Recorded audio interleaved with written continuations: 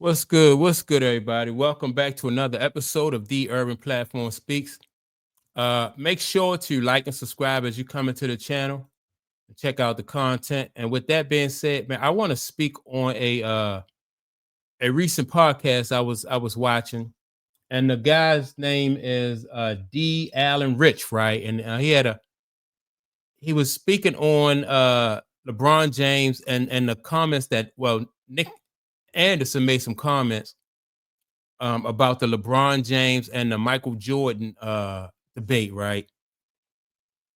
And so basically, what Nick Anderson was saying is like some people prefer uh, Michael Jordan's dominance over LeBron James' longevity, and so now that's true. I personally, I'm one who prefers like Mike's dominance. I don't think just because a person played long, that don't make them a better player or make them, that's in my opinion, don't seem say that he's had a better season or career, my fault career. And so what I'm gonna do is I'm gonna play this guy's his comments about LeBron James. First, he's gonna tell us about what Nick Anderson had to say about that debate with Michael Jordan and LeBron James. Player Nick Anderson for the Orlando Magic destroys LeBron James. He goes NFL blitz mode on LeBron James. Nick Anderson goes Michael B. Jordan and centers on LeBron James. Nick Anderson, he stomps LeBron James out like Tupac did Orlando Anderson at the MGM Grand back in 96. Nick Anderson literally spoils the glory and make the Nick Rights, aka the Nick Wrongs, the bronze sexual lovers, the LGBTQ. He brings their world to a nightmare. The ultimate Glazers has them drowning in their tears because these geeks believe that LeBron James is the GOAT. But here's what Nick Anderson had to say. So this article is per MSN Sports via Athlon Sports, and the headline reads, Magic Hall of Famer shares strong take on Michael Jordan and LeBron James. The article says, the GOAT debate between Michael Jordan and LeBron James will likely never have a definitive answer. The ones who prefer Jordan's unquestioned dominance over the 1990s with 6 titles and 2 different three-peats won't change their mind. The same could be said about the ones who prefer LeBron James' incredible longevity and relative dominance in the era of greater parity. The article goes on to say, quote, former Orlando Magic point guard Nick Anderson opened up on the GOAT debate in an interview with Scoop B, declaring that the man he eliminated from the 1995 NBA playoffs, Michael Jordan, is the GOAT. He goes on to say, quote, I don't think it complicates things. Michael Jordan, in my opinion, is the best player that I've ever faced. No disrespect to LeBron. You had to live through MJ to really understand. It's truly mind-boggling how these sports writers and these anchors keep running with this narrative that LeBron James deserves to be in a conversation with Michael Jordan. Just look at the example of the comparison that they made. The ones who prefer Jordan's unquestioned dominance over the 90s with 6 titles, 6 championship titles, and 2 different three-peats. Like, why would that change their mind against someone who's never dominated in their era? Steph Curry is eaten in LeBron James' era. Steph Curry defeated LeBron James 3 times in the NBA Finals. Kawhi Leonard has won rings in the LeBron James era. Don't get a HELOC or refinance.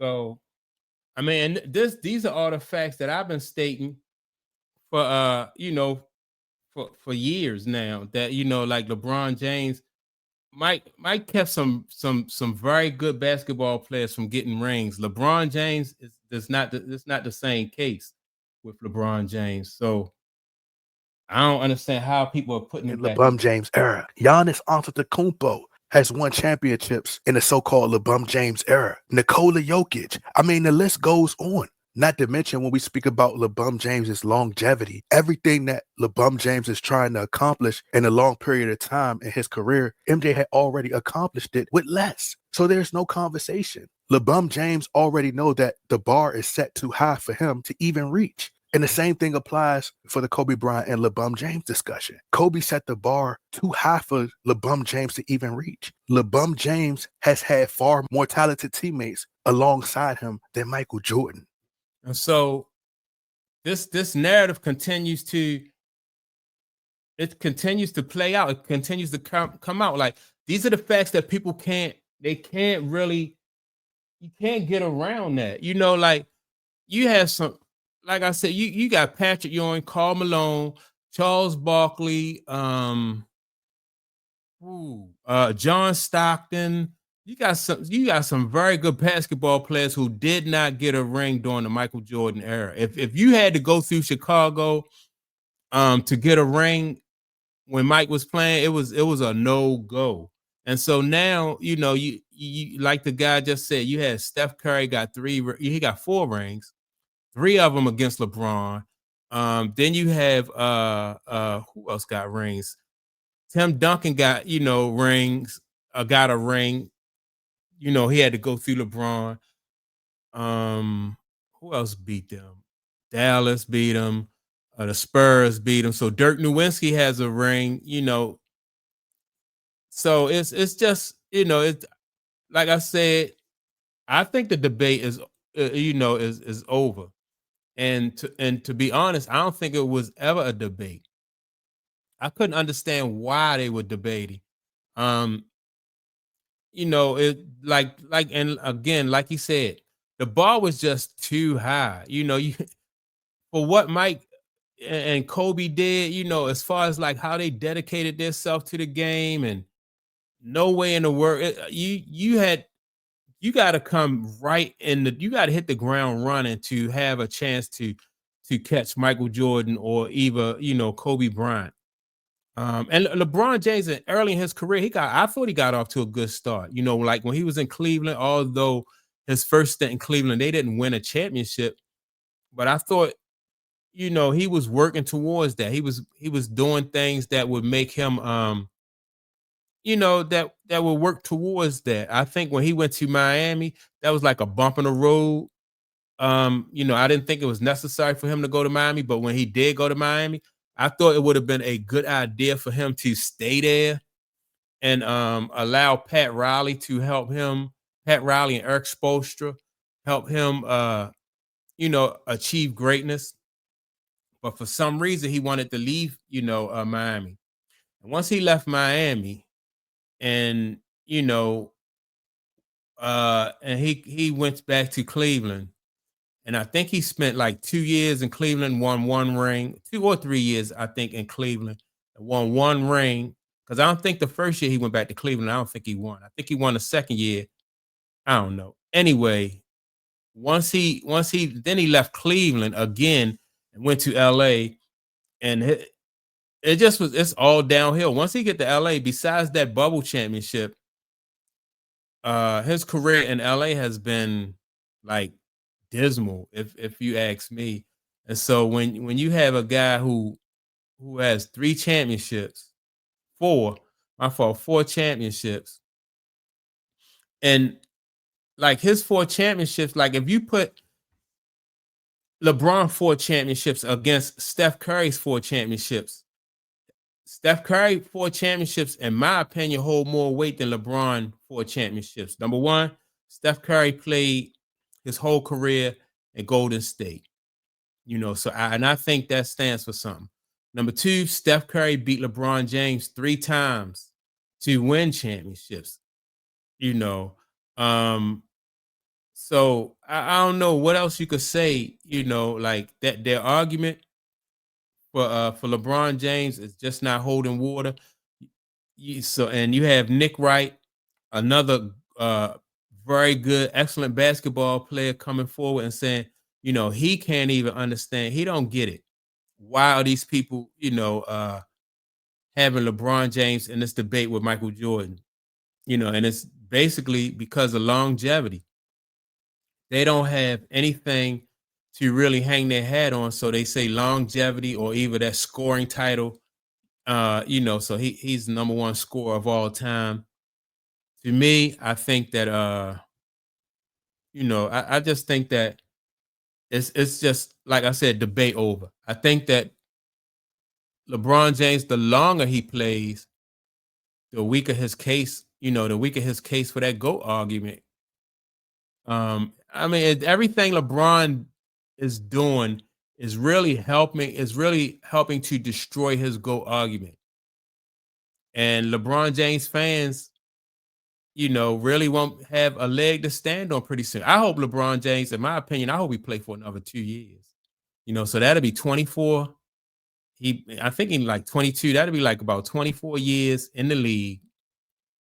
23 years in the league.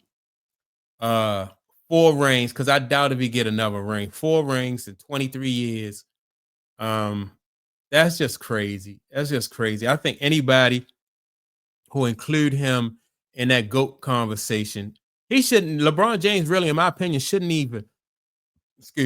even be ahead of Steph Curry. In my opinion, he should not be ahead of Steph Curry. This era is more so Steph Curry's era than it is LeBron James. And that's my honest opinion about that. It's not Kevin Durant. It's not LeBron James.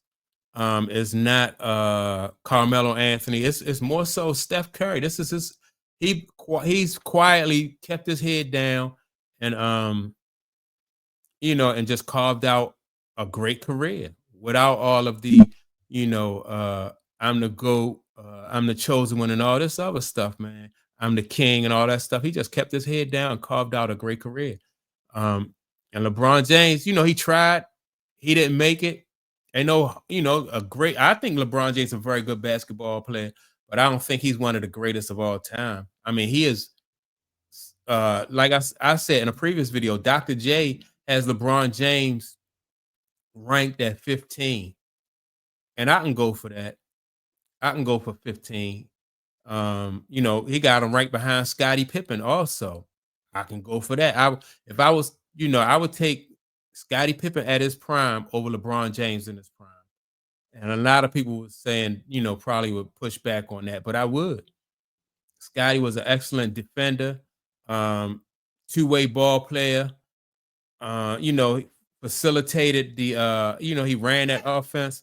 So yeah, I would definitely take Scottie Pippen over LeBron James. So yeah, man, LeBron James, he tried, but he fell way short when it comes to that argument. And Nick Wright, Nick Wright. I'm sorry, Nick Anderson. I'm getting them mixed up with the fanboy Nick Wright. But yeah, Nick Anderson is just being honest, in my opinion, about it. And so that's my take on it. Don't forget to like and subscribe.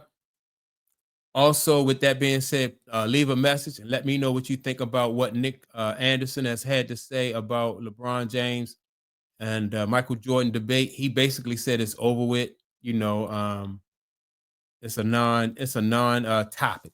So yeah, leave a comment. Let me know what you think, and I will see you all in the next video. Peace.